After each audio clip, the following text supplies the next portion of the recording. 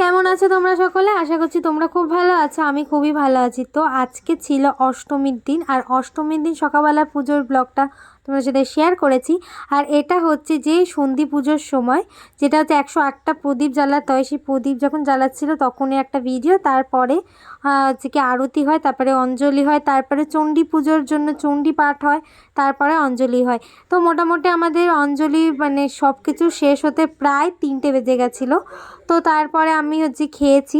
আর আমাদের জানো তো সেই রাতের বেলা মানে অষ্টমীর দিন সকাল 4টের সময় আমরা বাড়ি ঢুকেছি, আর 3টে অবধি পুরো না খেয়েছিলাম। শরীরটা খারাপ করেনি, সত্যি কথা বলতে মায়ের দয়ায় খুব ভালো কেটেছিল আর খুব ভালো লেগেছিল। তো তারপরে এই দেখো সন্ধ্যেবেলা সবাইকে লুচি, ছোলার ডাল, আলুর দম, চাটনি দেওয়া হয়েছিল, প্রত্যেককে দাঁড় করিয়ে খাওয়ানো হয়েছিল।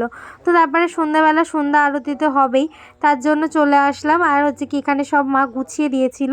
তো মা গুছিয়েছিল একদিন, আমি গুছিয়ে দিয়েছিলাম, এরকমই হয়।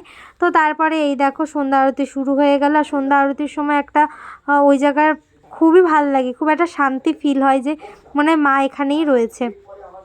তার সাথে সাথে বাবা বাজাচ্ছিল ঢাক, আর হচ্ছে কি আর মা শাঁখ বাজাচ্ছিল। মানে আমাদের ফ্যামিলির মোটামুটি সবাই এখানেই থাকে ঠাকুরতলায়, যে ঠাকুরের হচ্ছে কি আরতির সময়।